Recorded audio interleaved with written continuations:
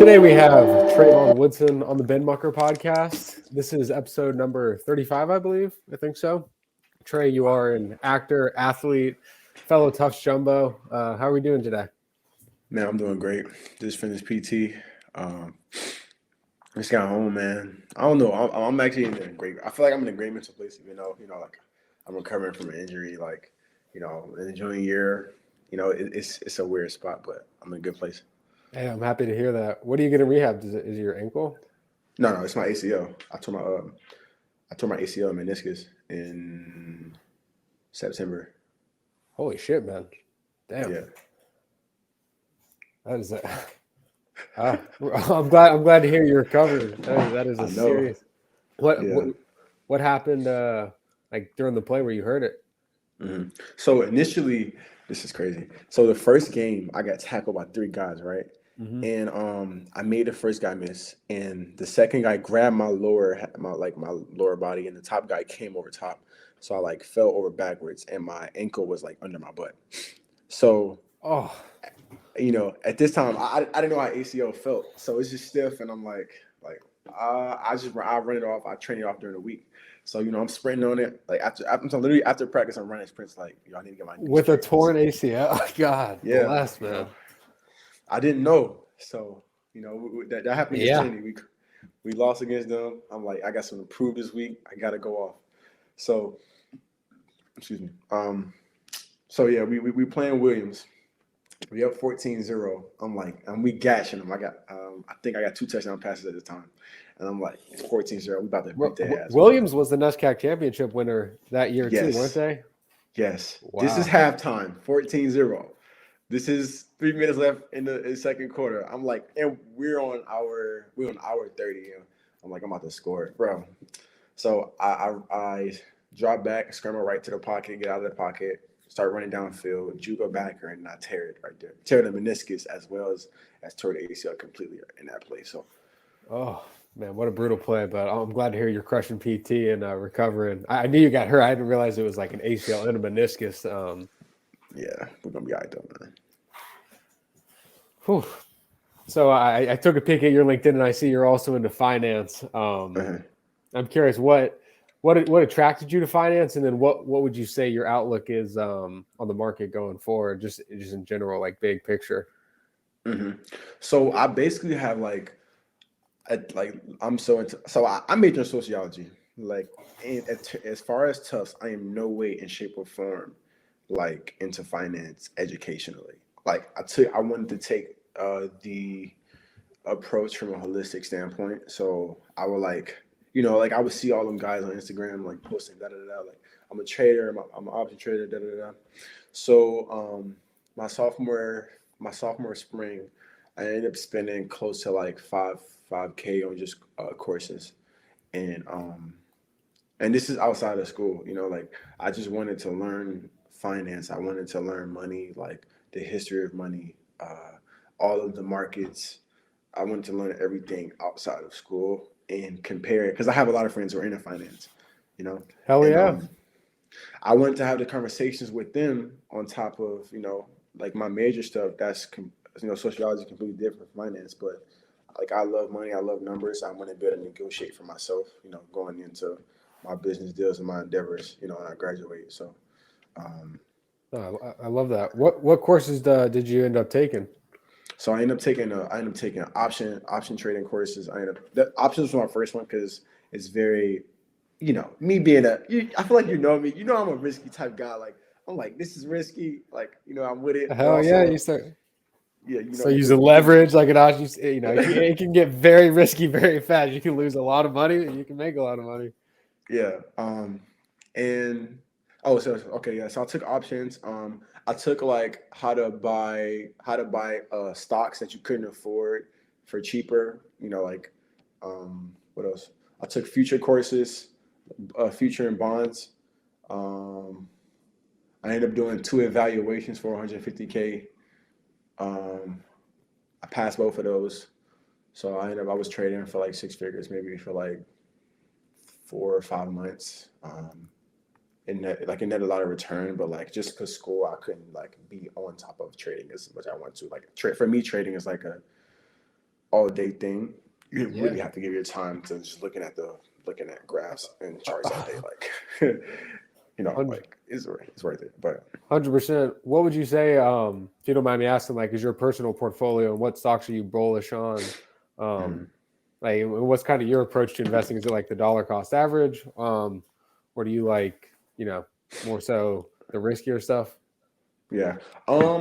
So I would say as far as long-term investing, I'm gonna stick to ETFs. I personally feel like S&P, obviously Dow, like those are the places to just grow your money long term and use compound leverage. Honestly, I know like stocks and bonds are like the talk today, but in my financial learnings, I learned that most banks put most of their money in insurance. So like it's even though it's like clear cut 4% every year, whether the stock market crash or not, insurance will always stay at 4%. I have the name of the site that you like go to see where like JP Morgan, Bank of America put all their money to. Literally, most of their money is in insurance. It's like proven it's on a site. I completely agree. But I'm a huge fan of Bitcoin, and like I think the whole like fractional reserve banking system and the fact that the Federal Reserve and the Treasury can just essentially print money when they deem it necessary. I think in the long term, like I do think stocks and it'll continue to go up because I think they will devalue the dollar and just keep putting liquidity into the system overall. And I see Bitcoin as kind of the only hope as going forward where we can get away from like the Fed centrally planning money and have like a system where we have hard money and no one can create more of it and kind of help hold politicians and people dealing in finance accountable. Figure we'll see. But what are your thoughts on Bitcoin? Don't get me started on crypto. I love crypto.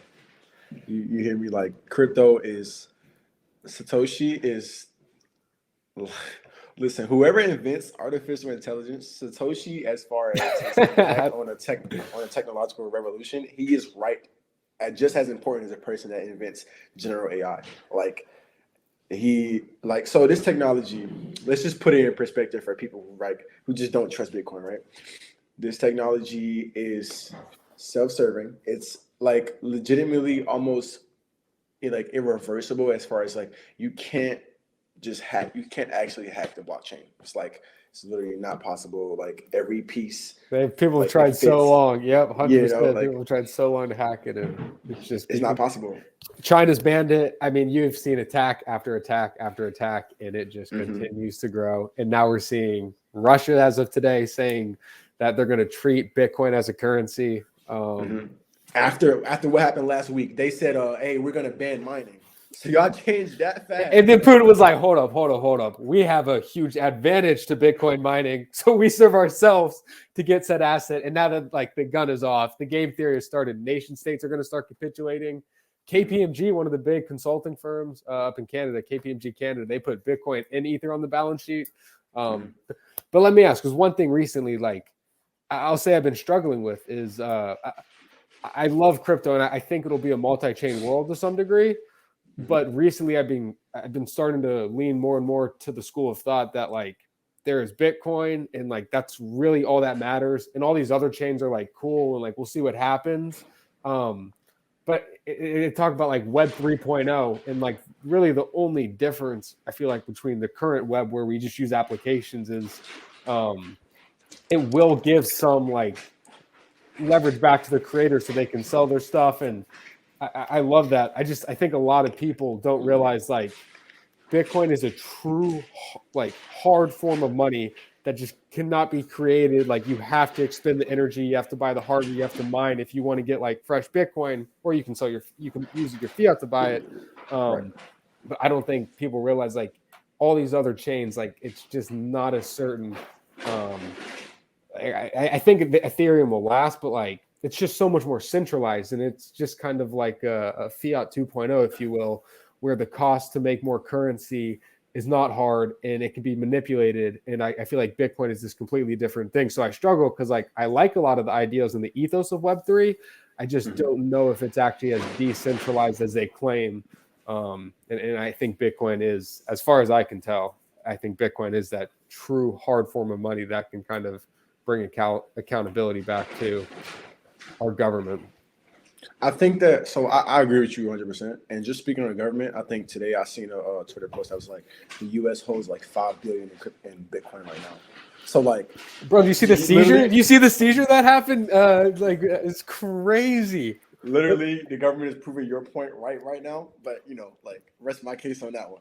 Well, the real question is like, are they going to give that seizure back to Bitfinex, the company that was hacked back in the day, bro? Or are they just going to hold on? Like, the U.S. government got over 100,000 Bitcoin added to their balance sheet through a seizure. Like, no, they didn't buy it, they didn't have to mine. So I guess in a sense, like, Bitcoin is hard money, but like, because of like what it is. Like, it's hard to just take, like, it's hard to just take somebody's it's essentially impossible to just take somebody's Bitcoin. Only people that can do it is like, you have to forcefully do that. You have to like go find the private key and go find it, like, And even then, like, you could be like, I lost in a boating accident, or something happened, like, claim you don't have the private key. So if you got it hidden well enough, or if it's like a multi-signature, like there's so many different uses for what this technology can do.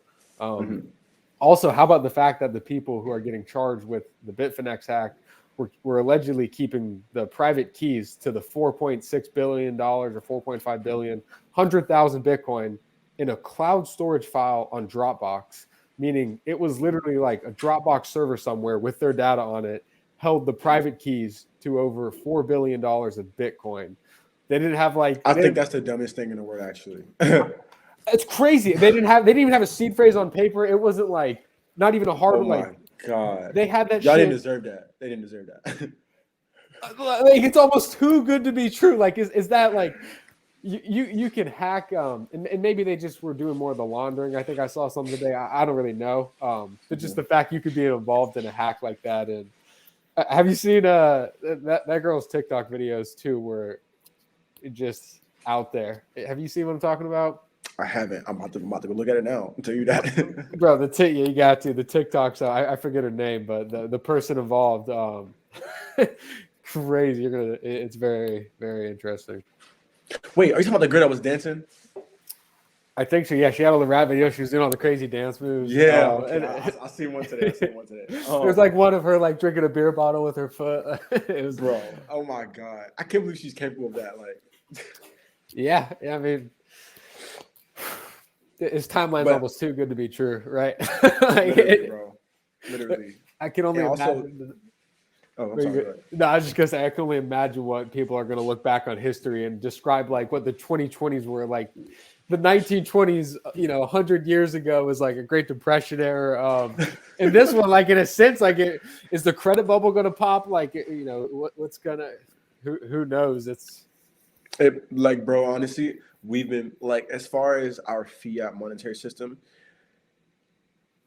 the worst thing for somebody to do is just be like, oh, I'm going to be okay off these checks, or I'm going to be okay off the money that I have saved up in cash, or da-da-da. Like, bro, we've been saved by the feds so many times. And yes, the feds themselves are contradicting their own, like if Bitcoin was like relatively not reliable, then why have y'all seized so much of it, right? And why y'all keeping it? If that was the case, then why are y'all distributing it? We know 100%. Why are you giving it back to Bitfinex? Right. We know behind closed doors they're using it to like negotiate, and they're probably using to send money to other countries, and like we have no idea, right? Like, and I agree on your point that this new, I guess, cloud, was it Web 3.0, whatever, it has the potential to be very corrupt, because it's like, all you can just make a phone call and be like, hey, go tell your 10 friends to vote on the same thing. Like, I don't know. I do feel like Bitcoin will be the longest lasting crypto, and it's the first of its kind. But the one thing that the only other currency I do actually feel a positive way about is Ethereum, simply because of smart contracts alone. Like, the whole smart contract thing to me is genius. Yeah.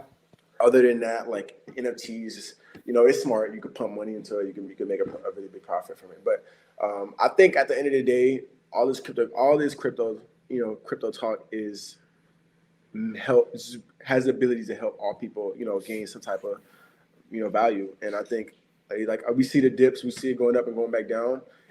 That's the technology was made to do it. Like it was made for it to happen that way. And so, like I said, I have a lot of faith in it. I like it. I think I'm definitely gonna keep dabbing in it. I paid bills off Bitcoin alone. So hell yeah, that is awesome, man. Dude, I mean, that is like, it's just so happy to hear that, because I completely agree. You can look at Bitcoin and you can be like, what's it going to be in 100 years? Is the monetary policy going to be the same? Can anyone audit it? If you run your own node, which is not that hard to do, can you transact without a third party?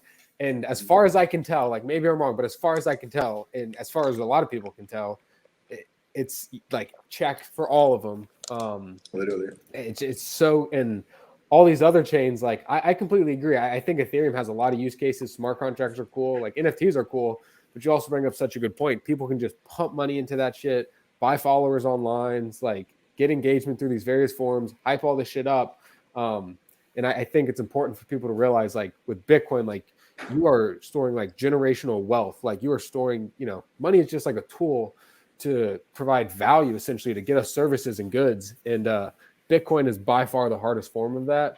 And all these other things, like I love a Web 3.0 where like I have some control over the sites I use and like a better version of Twitter, or whatever platform people prefer. Like I love all those ideas, but it's just, you got to be careful. I think betting in a lot of those. And I have a tiny bit of Ether and tiny bit of other, but yeah, I think that's such an important distinction to make, and one that is not clear to a lot of people entering the space. And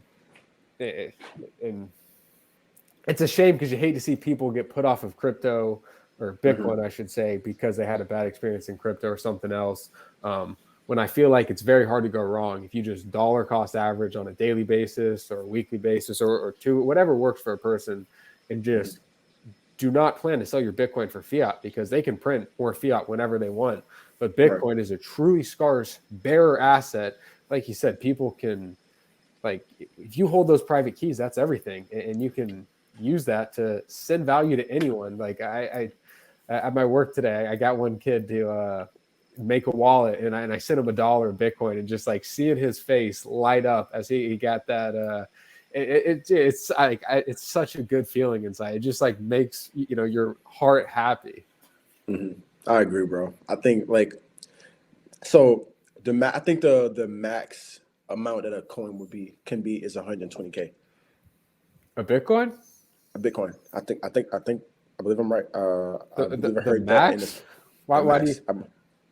Because the market cap of how much Bitcoin will be mined ever is it 21 million, right? So,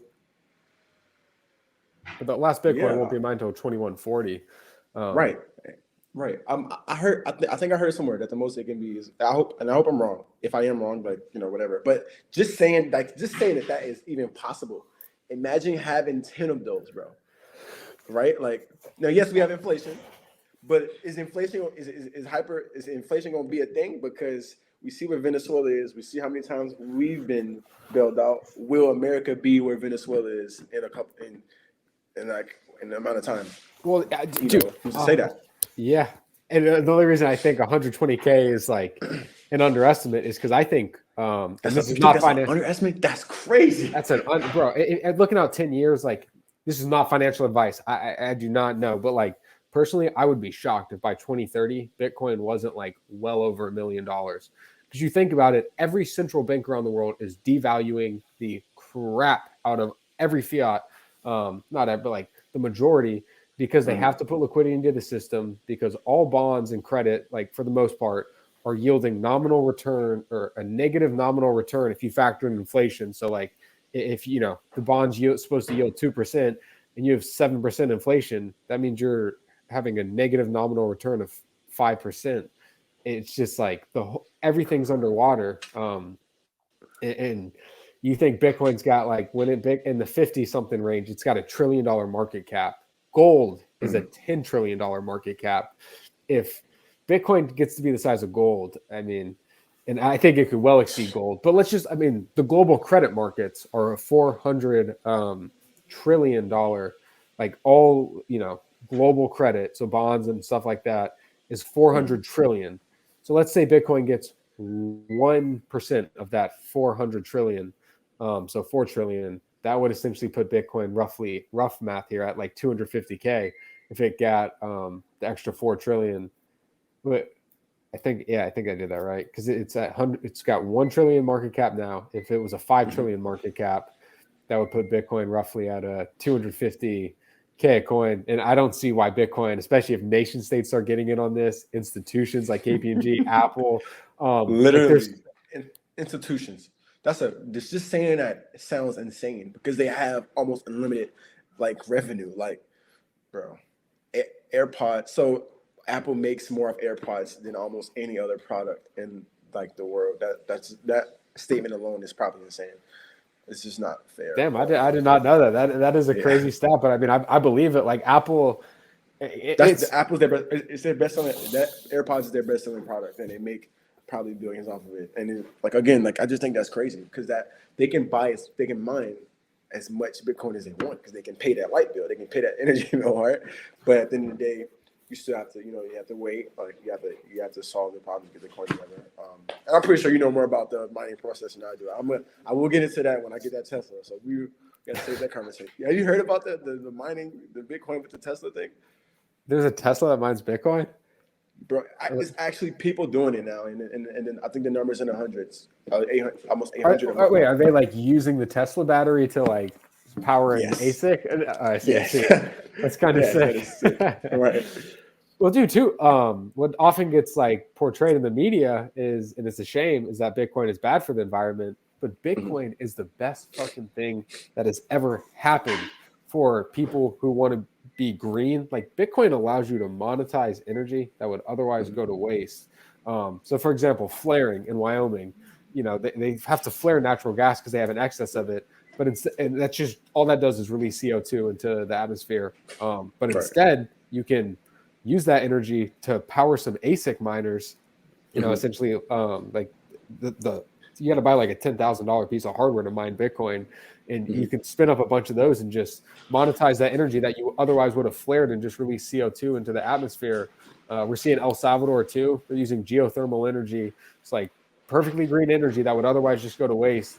They're using that to mine Bitcoin. And then on top of that, they're actually building out their grid with that same geothermal energy, which is like they're stabilizing and creating a grid with Bitcoin mining. And because they were able to monetize like essentially that energy, it just de-risks almost completely having to worry about the investment going in to build out that green energy infrastructure, which is like so incredible that it's like incentivizing. It's literally incentivizing people to find green energy. Right. Yeah, like incentives are everything in this world, and just like I think it's hard for people to come to terms with like all Bitcoin is a bunch of incentives that keeps people like myself, like anyone who runs a node, or especially the miners who secure the network.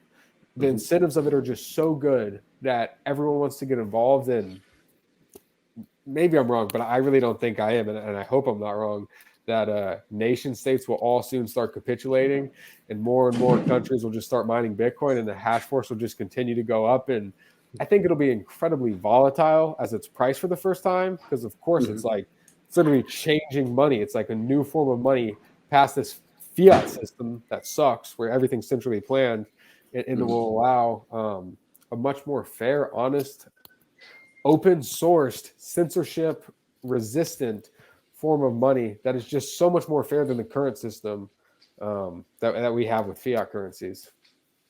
I completely agree, bro. Now, correct me if I'm wrong. Bitcoin will halve eventually, right?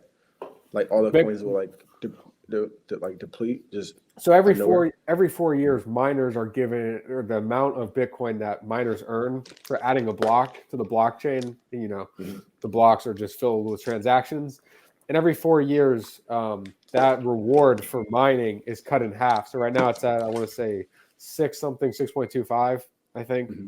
And in 2024, or after a set number, it's like I think every 120,000 blocks. I could be wrong on that, but I think it's every 120,000 blocks.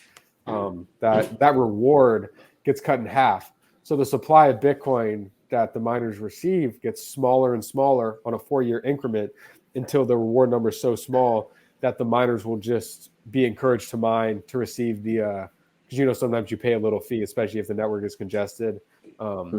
Miners will just be sustained by those fees for transacting. And I really do believe we'll see states get into mining, and then not even a question. Shit, there's probably states mining like North Korea. I'm sure Russia's been mining. Like states have probably like you're right. What goes on in these backroom deals? Like we don't know. Don't know. It's the sky is the limit, bro. And and eventually we might be past the sky with the limit. So like, yeah. So that's why though I think 120K, and I think when 100K hits the FOMO, people will be like aping in. But I think if we do see Bitcoin become this like new form of money, like past the fiat system, like a new, was the gold standard, and then it'll be the Bitcoin standard. I think. Have you heard about that? Is that company called NTX, the company that Brady's investing in? FTX. So I watched a video on it a while ago, and I like read that the guy was doing like Bitcoin derivatives. That idea like is beyond genius.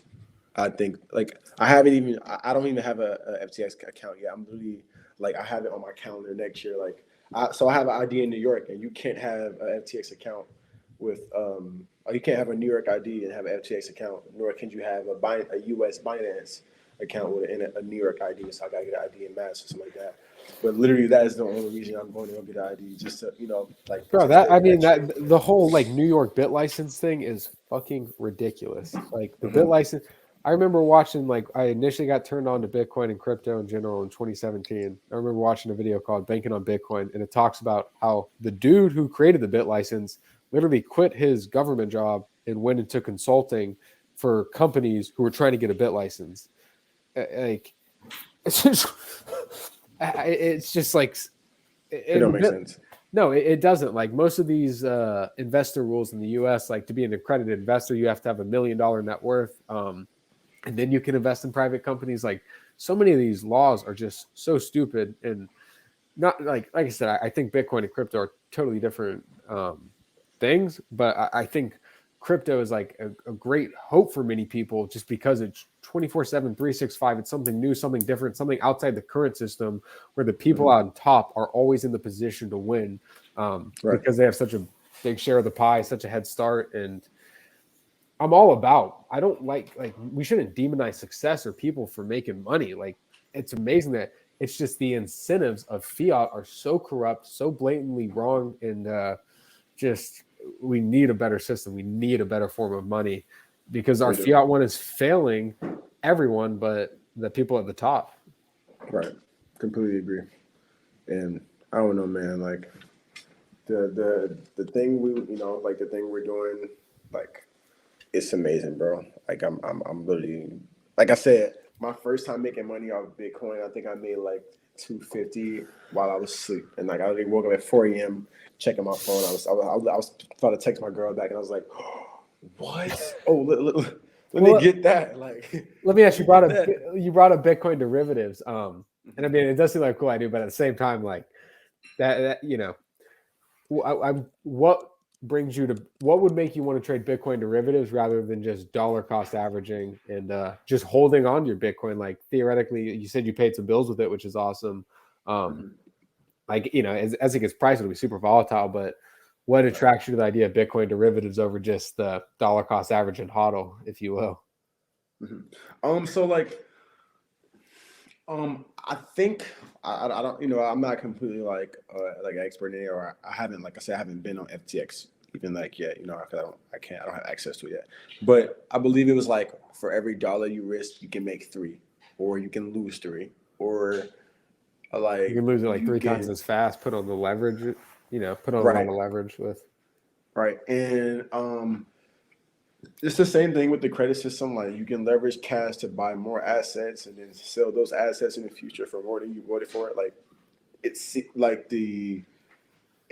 the same to me. I'm not completely sure yet, but I like the fact that you don't have to I can risk 1 to make 3 for me, that's the name of the game. Like, limiting my loss. Like, I look at it as I look at my money as soldiers. So I'm like, all right, how many guys can I lose to get more guys, right? Or if I am losing this many guys, let me cut my loss and try to make it a lot to the next day.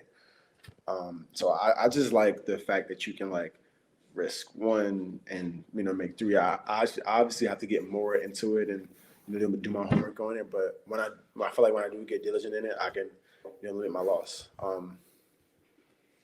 So like the best traders in the world in the actual stock market are only trading at like 60-something% anyways, and that's a lot. First of all, like wait, 60x or 60% like 60% of the trades are winning trades. No, I see what you're saying now. That is a lot of trading. Right. If you're doing that, I think I feel like, I don't know, I probably wouldn't be trading that much, each day in crypto anyways, because like in the futures market, I only traded like 2-3 times a day, if that, unless I knew like it was a narrow, not narrow range, but like the trend was going one way. But I don't know. No, I like the risking one, making three. For me, hey, take my three, I go sit down on the couch, play the game rest of the day, Yeah. And out of curiosity, do you keep your winnings in like non-leveraged Bitcoin, or do you usually convert them back to fiat? So I'm aiming at going completely crypto. As far as my long-term savings, like I said, I'm putting in insurance. Doesn't matter what happens in the stock market. For me, insurance will be good. On top of that, I get dividends from insurance too. Until I get to like 22,000, like that's when it increases or whatever. But like, like I said, I like insurance a lot. I find it to be extremely stable, and I find it to be like extremely straightforward. Like the stock market has crashed. So right now, I don't mean to get off topic, but the stock market crashes every 5 to 7 years. It's did that since 1933. But right now, we're in the longest bullish trend, which is 9 years since the last crash. And last year, I'm coming to look at the stock market. I'm like, every time I open my laptop, I'm like, this is 9 years. This is the longest we've been without a crash. And I'm not saying it's time for it, but hey, we can't. The proof is in the pudding. I don't know. I mean, the Fed is like addicted to monetary, like you said earlier. They can't stop bailing us out, and it's just sad at this point because we've seen obviously corporations. And I like a lot of people obviously have a lot of love for Apple and Amazon and all these social media platforms that like do a lot of toxic stuff as like major corporations, but also provide a lot of great services. But I just think the more the Federal Reserve and Treasury bail us out and print liquidity, and it just incentivizes all the wrong things and tells people like, oh, you don't have to worry about risk because we're just going to come in and print a bunch of money and create it out of thin air, and people just take it on. And that's finance and Keynesian economics for the most part. And, we centrally plan it all, and we know what's best for you. So it's what's going to happen. And it just seems like, I mean, it doesn't even seem like it is. Like inflation is as hot as it's ever been. Like, and those, the numbers we're getting are manipulated. They kind of come up with a CPI. It's just a shame because these incentives just lead to they don't lead to good economic outcomes. They lead to civil unrest and disasters and people being pissed, and rightfully so. I don't think the Federal Reserve and the Treasury are evil. I just think it's like you give people the ability to print money, they're going to take that and they're not going to be able to stop using that power. And it's like, it's like they're faced with two options. They cannot print money. Like we'll say COVID, for example, 2020, the pandemic happens, the fear of COVID, stock market crashes immediately. They're claiming, well, we had to do something. And their choice is pretty much like, I'm sure what they were looking at it is like, we either print money and save the stock market, crush it, and it ended up crushing small business. Inflation's running hot, or they don't print, and people's retirement accounts and like typically safe stuff, just continues to crash. And a lot of people who have 401ks and just like Like that is their retirement. That's what they're planning on relying on. And when that, if that goes to zero, there'd obviously be a lot of civil unrest. But it just seems like now we're left with the highest inflation we've ever seen. A lot of people not working. And it's so frustrating to see politicians like the president of this country talking about how he brought back all these jobs. And it's like just cherry picking the numbers, not mentioning, it's just so much of it is manipulated. Like when they say they're going to pass a $3.5 trillion bill and they claim it's free. And it's like, it's not free. You have to print that money. You create out of thin air and there's other consequences for that. And it's unfair, I think, to the American people, the working class, like the heart and soul of this country, if you will. Yeah, and especially the people who who have their like retirements, like literally money that's just straight in fiat money. 100%. You're leaving those people on a cliff, and at the end of the day, you're not gonna help them either. It's not like they're gonna like the way that America has allotted the money, and I'm speaking from a person who comes from a low income background. Like I've lived in LA before. I've seen like the homelessness that is played with, and the whole West Coast, New York. We have the resources to help these people that are in need, but ultimately they're not getting served that well. The countries that they're citizens in. So myself, I'm a solution orientated person, and that's why I want to go into AI the way I want to, and my whole goal and the premises is to help people who are in need, whether they're tech savvy or not. I don't know, just how I look at it, for the people that can make a way and that can aid, just do the best you can, and stay positive. I love that, man. Honestly, like being a solutions oriented person, you're right. Like I can sit here and complain about all the shit the Fed's done, but it's not going to fix what happened. And you're right. I think that's why I get so passionate about Bitcoin, because it's like, this is something that provide hope for our generation, like shows we can have a better future. And I do think Bitcoin derivatives are cool. Crypto is cool. But like, I think honestly, like the best thing we can do, even more safe than insurance, like I said, this is not financial advice, but just like the way I personally see it, I think Bitcoin is by far the safest savings account in the world. And like, we still need fiat to interact. Like I have a legacy bank because I pay my rent with a check. Like I still kind of need that, but like, I would love to get just more and more on a Bitcoin standard. And I pray that I pray that this country gets on it, because like there's so many factors at play.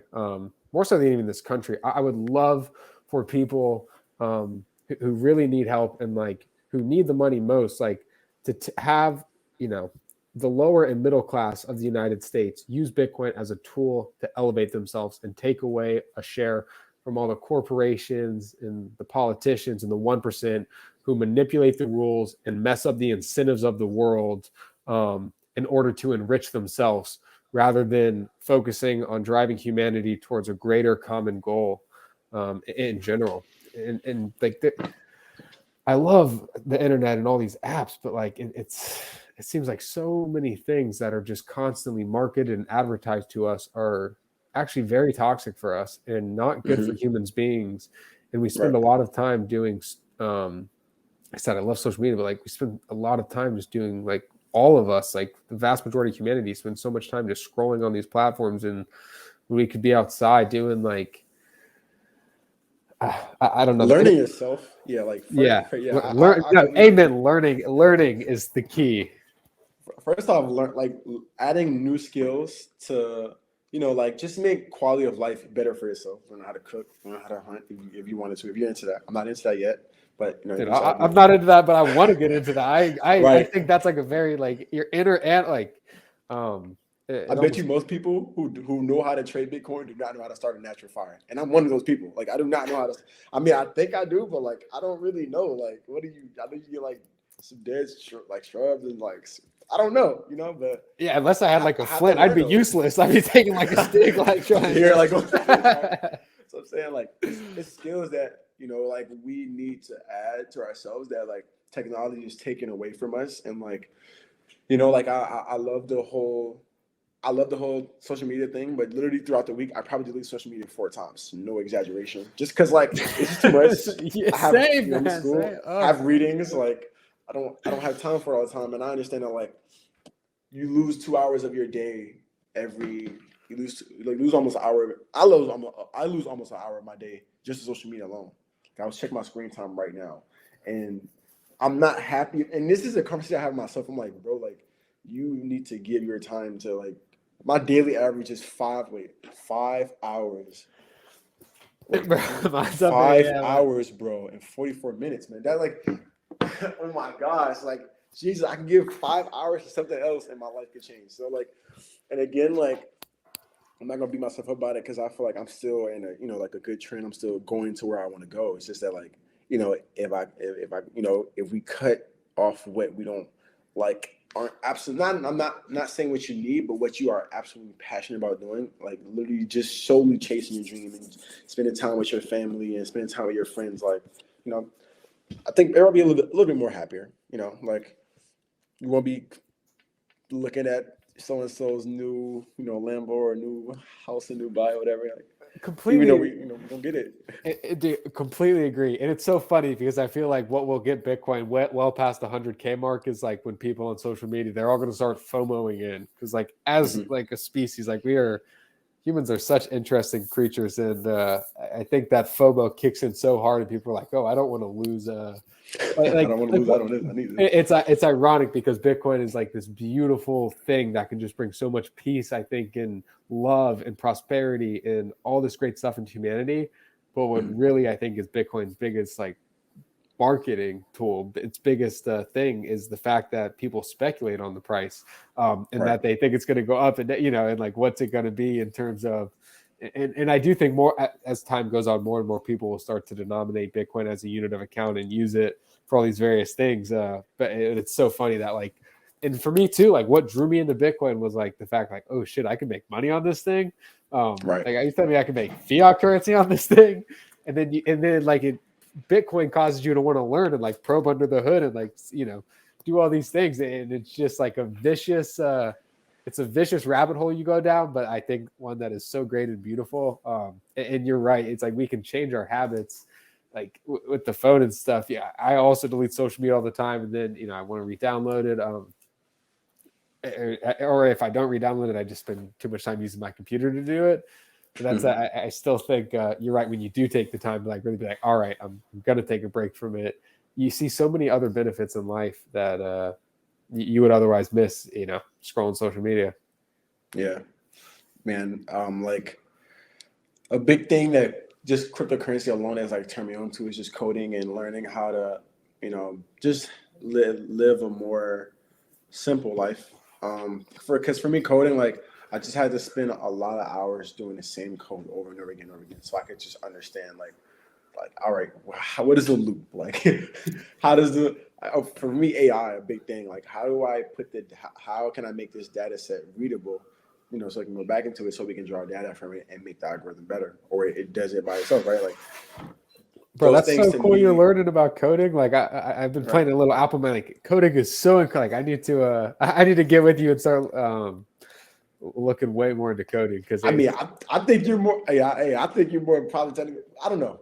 We don't know how technically sound we each other are, but like again, it's like it's just tough. And I think when you do hone into it and that becomes your language, because it is a language, right? Like you change your paradigm changes a little bit, and you start to see things you wouldn't have normally seen in like society. And you're like, hey, that is cool actually. So. It's so funny to think because in code it's like all binary terms, so 0 or 1 or true or false, or it's all like this or that. In society or as a human being, it seems like it's not this or that, right? It seems like there's so much gray area and nuance. But I think a lot of times at the end of the day, if you know who you are as a person and you take the time to kind of dig, it becomes very binary in life, and you can just kind of feel in yourself like what is good and what is bad. And God knows, as humans, we don't always pick what is good. But I feel like you're right. I feel like that's a beautiful thing about coding is the fact that it's, binary, non-binary. It's 1, 2, 0, 1, true, false. Like there's only two decisions to make, and while life might seem like there's a lot at the end of the day, usually it comes down to really two decisions. Right, man. I completely agree. I think like for me, just trying to make life, a little bit more simple and more goal oriented. And I'm not saying like just a big goal, but just like, all right, today I wanna work out for 30 minutes. Today I want to read for 30 minutes. Today making a schedule, a lot of my time to prioritize it myself, and not just being pulled in so many directions. That also can make the quality of life better. And again, like you said, crypto offers that a little bit. You might not have to work as much because Bitcoin just went up 12% today. Like, and now you can pay for your groceries for next week, right? Like, so it's the space that we're in now is crazy, and I do not think that there is a such thing as a Bitcoin bubble, as far as like the whole like speculation thing where like it might go up and go down and crash or whatever. Like I don't ever really see it crashing, and if it does crash, it's the next time it goes up, it's gonna go past what it was before. So like, I mean, like it's the way the technology is made, but it's gonna give all of us a platform, You're right. It's so crazy to think that like we're living through this when it's being monetized, and it's kind of cool because I think, if you know what you're doing trading wise, do your thing. But like if you just buy and hold this asset and continue to like paycheck to paycheck dollar cost average, literally like you are good 100%. It's like hope for a generation, and I talk about it way too much, man. My girlfriend always gives me shit like, no, it's like something, if it brings you that joy at the end of the day. Like all means, stick to it. Yeah. So you got some art on the walls, man. What's that? Yeah. Yes, sir. It's actually my grandma Alligood, painted both of those on my mom's side. She painted both those. Wow, she's talented, bro. Appreciate that. She is talented. I wish I got that artistic gene. I tried to do an NFT series one time called Binmuckers, and I don't know. I thought they were cool.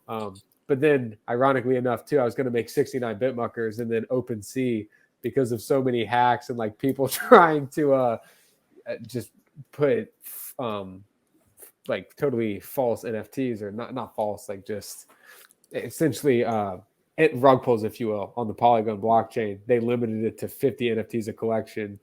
So I missed like adding the last 5. I don't know. Maybe I just meant the last 5 on Ethereum or something. Yeah. But I don't know. That would mean I might have to buy a little more ETH. I don't know, man. I love Bitcoin Twitter so much, all the maximalists, but at the same time, like I don't want to write off all these other chains. But I constantly struggle with that because I do like. I love Bitcoin Twitter. I love the community there. Like I think it's they're so funny, bro. They are, man. Their memes are the best. Like memes is also another thing that has just provided hope to like our generation, man. Older generation who doesn't even everyone like everyone loves memes. That is nah, seriously. That little dose of daily laugh, like you need that every once in a while. I'm not gonna lie to you. See, that's a good side of social media right there. Right. Let's talk about how much Twitter has changed. Like Twitter and I don't know if people know about Discord. Like if you don't know about Discord, you definitely have to like just join the server. Just pay attention for like a couple of days. Just come look at it. 10 minutes out your day. Just pay attention to conversations. But Twitter has generated like complete communities. I'm talking about tens of thousands of people. Millions, obviously millions, sorry, but millions of people. But like literally, I'm on like maybe 10 Discords that I all found on Twitter, and just crazy vibes. Whether that be on Ethereum, NFTs, Bitcoin, music. I have people who have like shops for all just crazy stuff, bro. But like just those communities just make me happy, and like that's not enough socialization because it's not face to face, but that socializing alone is so fun. It's so funny, bro. It is. It's so cool to see online. I've used Discord a little bit, but dude, I always get so overwhelmed. And there's so many notifications, like so many messages. I'm like, oh my god, like. No, you have to mute your phone. Yeah, it goes crazy in Discord. Yeah, I like how. I'm sorry. no, you go. Yeah, I like how like Do Not Disturb has like the little moon right there, and then like you literally see no messages until you go like that. Then you see them all pop up. Like that keeps me mentally like hey, I'm good right now. So I actually leave my phone Do Not Disturb all day now because like I want my my mental to stay kind of where I want it to. Like I don't want things to like influence like oh now I'm thinking about this. I'm thinking about this because of this email or I'm thinking about this because it's app notification. Like I don't want to see none of it. Like I want my focus to go like kind of where on the things that I'm prioritizing. So Man, I should do that too. I think that's a great plan. Like you have to consciously make the effort to like do the little scroll up thing, and it's all about like those little habits. Like we're not perfect, we're human, but I do right, think the more we can tweak our habits to more positive things, it's like compounding investing. If you can get 1% better every single day, at the end of the year, you will be 365% better. 1% builds up over time, and it's all about those little improvements. And like we talked about earlier, man, learning and doing those things. Like not only do you just become a genuinely better person, or a better person in general, but it's also so enjoyable, and you become a better person because you're happy. You right. want to go out and interact and ask questions and talk and learn about new things and position your future to be better. And you can do that by like living in the now and learning as much as you possibly can. I completely agree, bro. Like just I think that my sophomore year, like I've always been a student of learning and like just who I am like to the core. I was a kid watching like Animal Planet, like wow, some of my brothers and them were watching like Disney Channel. Like for me, just learning like makes me happy. But when I actually like became addicted to like learning and for me, watching videos is like information videos just makes my day. Like my YouTube page is kind of like crazy. It's like Vice News, like tech news, like CNET, like all that stuff. Um, just learning about this, not just technology, but just learning about anything in general. It just makes your day a little bit better. Just learn something you wasn't aware of because you don't know what you don't know, literally. Like, Well, the thing too, I mean, like I think the reason ignorance is bliss is such a cliche is because the more you learn, the more questions you end up having about things. It just goes perpetually on, and it is great to learn, but it's like, damn, you become humble because it's like I realize that there's so much out there that I just don't even understand, don't even know. I mean, SHA-256 was developed by the NSA, like the hash function that keeps Bitcoin secure, and that's crazy. yeah, maybe we're all playing checkers, and some part of the U.S. is just up here playing like 4D chess. Like God only knows. What have you been doing like outside of I guess the finance realm or like learning whatever, like are you into NFTs or are you into art or what else are you into? Since like kind of like learning more about Bitcoin, I've become like a little less into NFTs, but I still do like all that stuff. And honestly, like I need to run more. It's like so cold up here. But really running, I play a pickup soccer league in my work, which has been so enjoyable. Just doing Okay. more like dude, I'll tell you what, playing two, I'm like I felt like I just played a football game, like an American tackle football game afterwards, and it was like by no means anywhere near as strenuous. It's just like I don't know. It's a shame that we spent so much time working and in front of a computer screen rather than like I wanted to be a professional athlete as a kid, but I don't think I realized how like cool. But at the same time, like it's just a whole nother set. Like I'm sure professional athletes feel a ton of pain themselves. Yeah. But it's just such a special thing being outside and playing, and like just the more you get in that like flow state when you're in the zone that I always get with sports, even with running sometimes, like time just kind of melts away and you're just doing your thing. Yeah. That's always the best. I love it, man. That like being in a zone, and I don't find it in a lot of things anymore. Actually, like you said, I find it in running. Maybe find it like playing QB. Find it when I'm like doing art where like time just disappears and I'm literally just like not dissociating because maybe I don't know if that's like associated with like just like, I don't know if that's just blanking out, but that's kind of what it feels like. But it feels good at the same time, you know. You're just there doing, and you're not thinking anymore. You're just experiencing. So I'm reading a book called The Power of Now. I'm not very far into it, just a couple chapters, but it talks about like how the author in like the very beginning talks about how he was depressed, and it was so weird because like the thinker, the thoughts going through his head were like, I don't want to live anymore. I don't have a will to live. Like I need to end this, kill myself.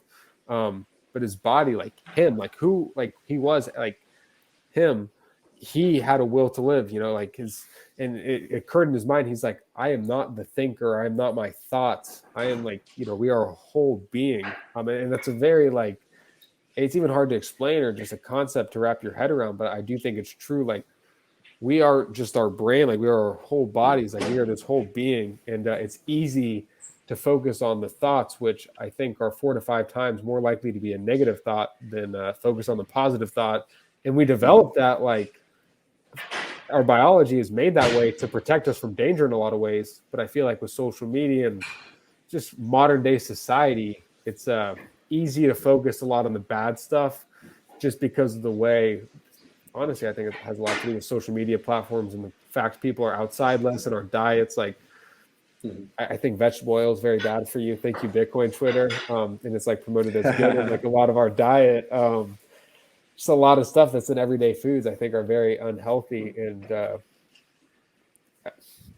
the working class, like, is typically just gaslighted and led to believe these things are okay. And it wreaks a lot of havoc on people. And I think fiat is to blame for the vast majority of these problems in modern day society.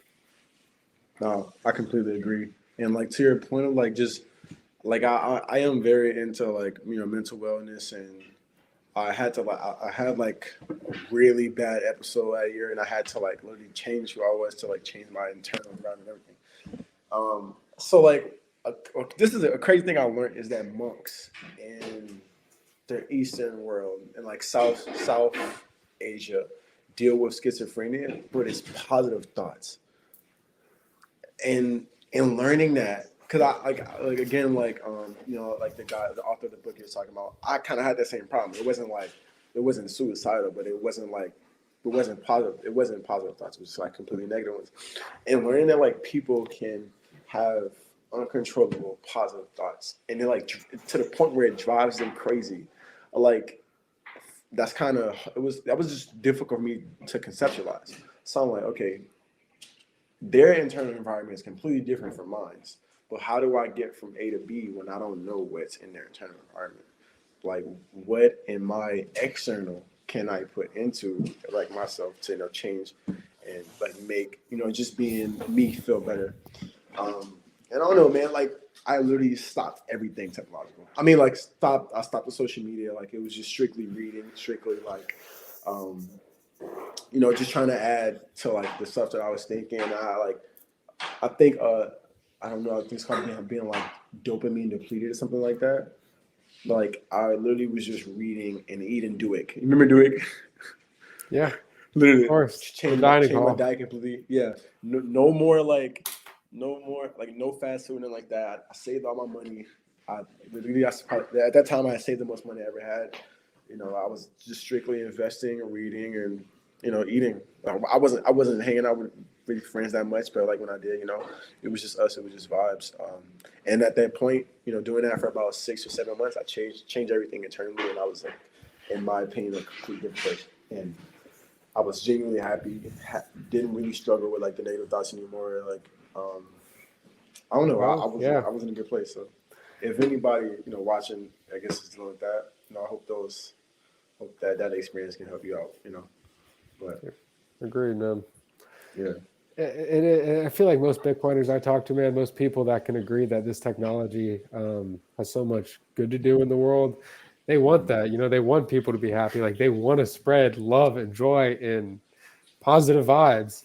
And I feel like most people who are spreading FUD or doubt or fear or uncertainty, FUD, if you will, about Bitcoin are typically doing so because everyone has an agenda, but they have their own agenda that is typically powered or motivated to just give them more money, power, control, Right. and not spread joy, love, freedom, prosperity to the masses.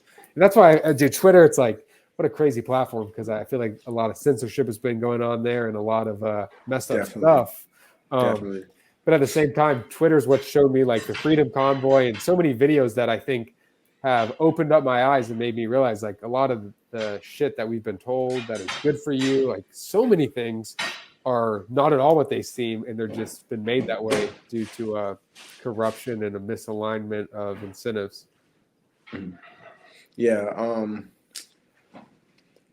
I completely agree with you. One thing that I noticed, I was like by like I think I was with one of my teammates or whatever. We had like a football meeting at the moment, and we were both on Twitter, and like he showed me a tweet, and I was like, it's pretty interesting. Like, our Twitters are completely different feeds. I just scrolled down here for a while, and it was a completely different set of tweets, bro. Like and throughout our daily conversation, our interest was similar. So I could tell, like, okay, like I know he likes playing this type of game. Because I see those tweets, right? But just stuff that I didn't know about him, like you can see that the tweets kind of were like.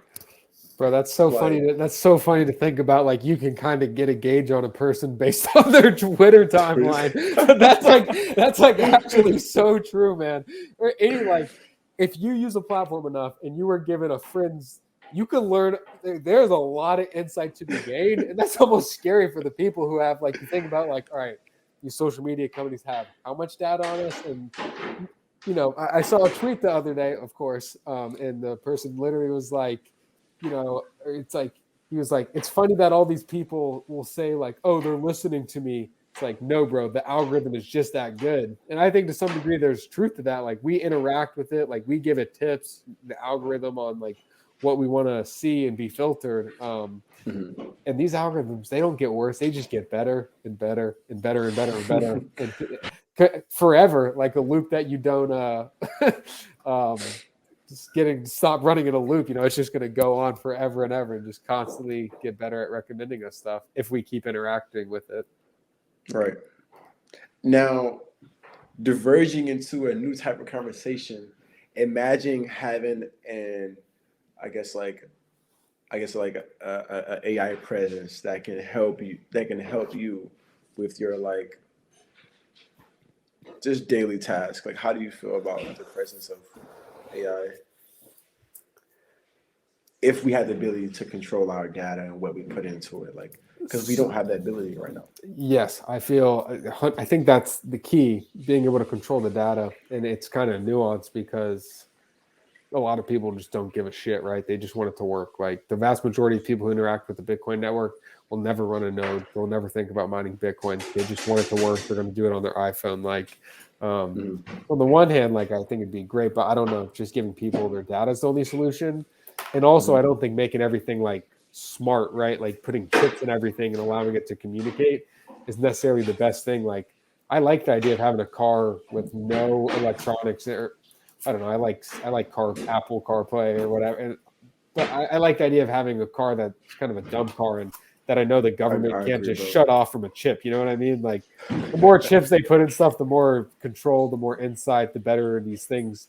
Like, when I say better, like, that is what will make it just so like, I read a book, I think it was called 12 Inevitable Things, something like that, from technology by a guy named Kevin Kelly. And he talks about how like it could theoretically, like, not saying I want this future, but like it could get to the point where like we don't own anything and there's just a node in the house, and it's like it gives you everything, your food, your meals. It just comes to like out of the, like, it's a centerpiece in your living room, and it provides everything. And it's essentially like Amazon, just you're closed for the morning and then you throw them in a hamper and they go back, and like just the idea of everything as a service. And like I said, I don't want this, but like that's kind of why I feel conflicted, because technology can do so much to bring so much love, happiness, joy, like a tool to provide freedom to everyone, but at the same time it can become a tool to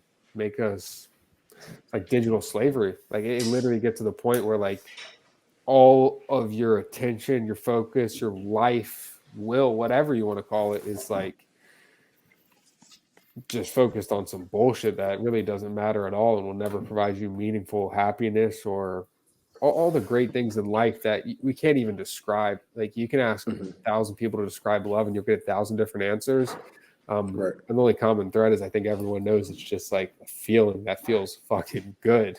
Like It feels amazing. And I feel conflicted with smart chips because I don't know. I'm excited, but I'm also scared, incredibly scared. I agree. Like when you're like the Neuralink thing, completely off the desk for me. I'm no way, shape, or form. I'm like something that I am not creating. Like no way, not even a question. But what did you say? I don't know. I don't really agree with not having the ability to, see like control the stuff that you're seeing. Like sometimes I like going without seeing ads. Like I don't, this shit I don't really care about. Like We all tune I them want to out. spend money. Amen. Right, like, I think, yeah, it's amazing that we all tune out ads. But it's so funny too because like if you ask what's paid for all these social media platforms, and it's these damn ads. Like that's why we have all these amazing services for free is because of those ads. But everyone hates the ads. That's just because the incentives are wrong. Like I think the Lightning Network is a tool on Bitcoin, and I know you can like stream a podcast over an RSS feed, and then people can send you sats through the Lightning Network, which is a layer 2 solution on top of the layer 1 Bitcoin blockchain. And isn't that cool no as fuck? idea. Yeah, I know that. HTT, I'm not really sure exactly what HTTP5 is, but I understand. All right, or not. I'm sorry, not HTML5, HTTP. But I heard someone compare Bitcoin. They're like the Lightning Network is to Bitcoin what HTTP is to TCP/IP, like essentially the protocol of the internet. Like I said, I'm actually going to Google what HTTP is because I'm curious, but I know it has to do hypertext transfer protocol. I see. So I guess it's just like quick one glance. It looks like essentially what a lot of websites run on. And from websites, we've gotten a lot of cool stuff. So I hope the Lightning Network can continue to be used as like a very helpful layer 2 solution for Bitcoin, where people, back to the original point, where people can monetize their content through something like that, through the support of the audience, like things like that, rather than having to show ads in a lot of cases. I think that'd be cool. I think it'll be interesting to see because you got to standardize, like not everyone's just going to flip you a quarter for watching your video when YouTube makes it for free. But I think over time, people, especially if you put out good quality content, will gladly, like if you really get true fans, they'll gladly tip you a little bit of money rather than watching some video on YouTube that's controlled by Google, which kind of has I think government and private corporations are definitely, intertwined. Like can't run into one without the other. Not even a question. Yeah. Amen.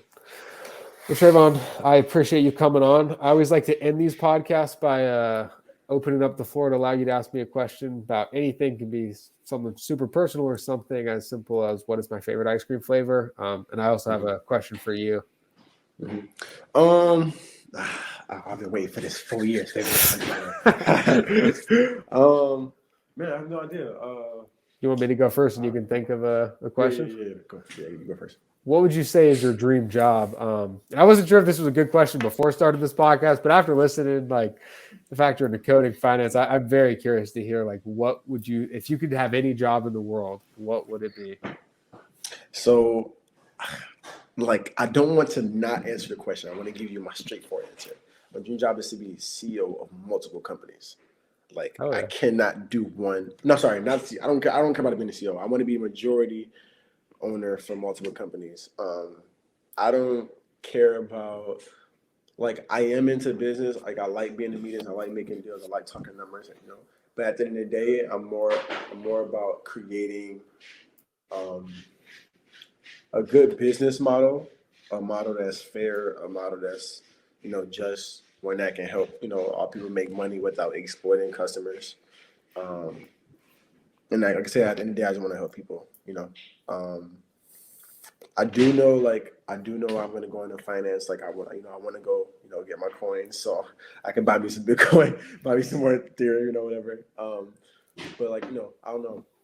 I like doing multiple things. Like I can't say I just want to be an actor. I want to code at the same time. I want to be an athlete before I do that. Like I like making art. Like my room has art everywhere. Like that's how I was curious about it.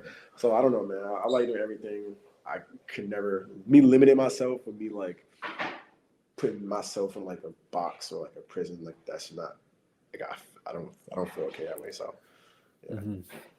What about you though? I'm curious because I feel the same way about you. I'm like, I don't know what he's into. I'm working a sales gig now, and I got so much love for my company and the people there. But at the same time, like, I love Bitcoin so much, and like instead of just talking about like how people can get tipped over the Lightning Network if they do a podcast over an RSS feed, I think I need to start transitioning and actually talking the talk. And I'm torn because it's like I'm making money at this current gig, and I can just keep dollar cost averaging into Bitcoin, especially at this point. Like, maybe I'm wrong, but like as far as I can tell, man, Bitcoin is going to go crazy recently. Like I said, not financial advice. I don't know. But to answer your question, I think it would be essentially just monetizing myself online, just talking about Bitcoin and other things I've learned. I think I should expand myself outside of Bitcoin. But I find most stuff just comes back. I find most stuff just comes back to money because it's like at the end of the day, it is such a powerful tool to influence other people and to have power and to do whatever. Not even power over other people, just the power to do whatever the hell you want, when you want, how you want. Essentially, freedom of choice. I agree, bro. Yeah, I agree. Wow, that's so good talking to you, Chad. Hey, likewise, Trey. Thank you, bro. I appreciate it so much, man. I have a YouTube channel too, so like whenever you get ready, like let's just talk. Get us a video up there, just of us talking again, and let's check in again like the next year, and then 5 years, and 10, 20, whatever. Let's keep doing it. Hey, we will. And to anyone listening, any Binmuckers who's tuned in this far, please give Trey a follow. I'll link all your socials and let's call it again. All right. Thank you, bro. All right. Yep, anytime. See you, man.